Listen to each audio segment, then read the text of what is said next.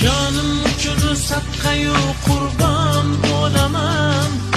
Ko'zlardan uzoq bo'lsa parishon bo'laman. Ko'rganda go'zal